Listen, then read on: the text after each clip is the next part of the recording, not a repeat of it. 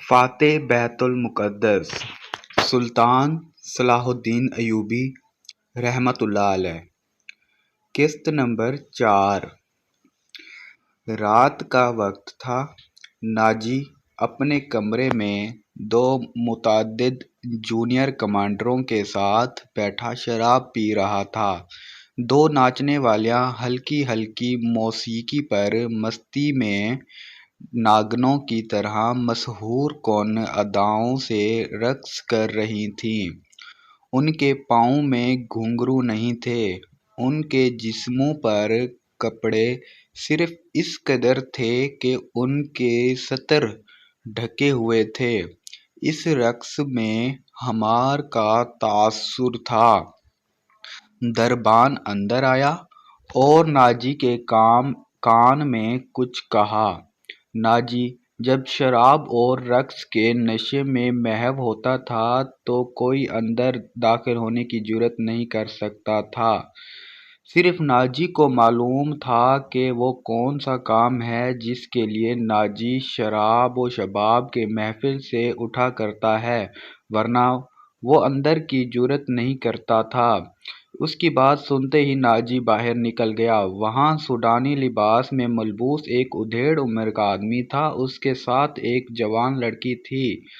ناجی کو دیکھ کر وہ اٹھی۔ ناجی اس کے چہرے کی دلکشی اور قد کاٹھ دیکھ کر ٹھٹک گیا اور کیونکہ وہ عورتوں کا شکاری تھا، اسے عورتیں عیاشی کے لیے درکار نہیں ہوتی تھی، بلکہ ان سے وہ بہت زیادہ کام لیا کرتا تھا، جن میں ایک یہ تھا کہ وہ ان سے بہت ہی خوبصورت اور عیار لڑکیوں کے ذریعے بڑے بڑے افسروں کو اپنی مٹھی میں رکھتا تھا، اور ایک کام یہ بھی تھا کہ وہ انہیں امیروں اور حکمرانوں کو بلیک میل کرنے کے لیے استعمال کیا کرتا تھا، اور ساتھ میں ان سے جاسوسی بھی کرا لیا کرتا تھا۔ جس طرح قصاب جانور کو دیکھ کر بتاتا ہے کہ اس کا گوشت کتنا ہے، اسی طرح ناجی بھی لڑکی کو دیکھ کر بتاتا ہے کہ یہ لڑکی کس کام کے لیے موزوں رہے گی۔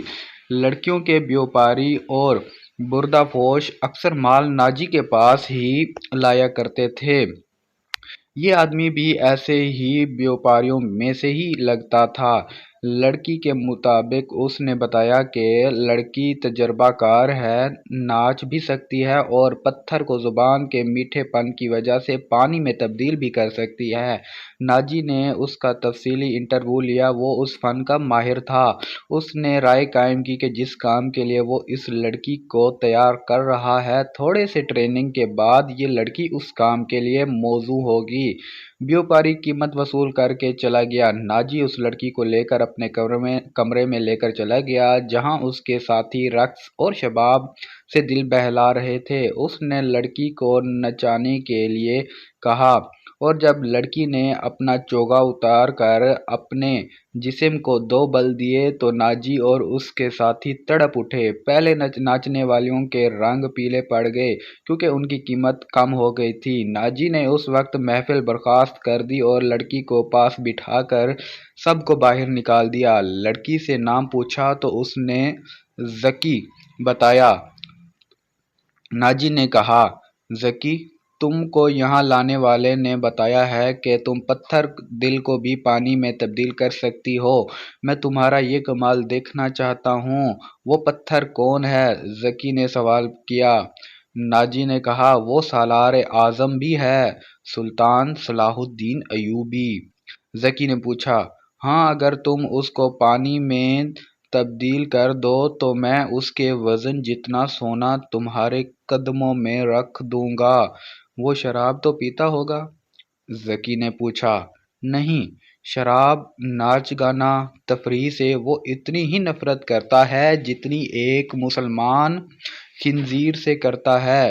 ناجی نے کہا، میں نے سنا تھا آپ کے پاس تو لڑکیوں کا ایک طلسم ہے جو نیل روانی کو روک لیتا ہے، تو کیا وہ طلسم ناکام ہوا؟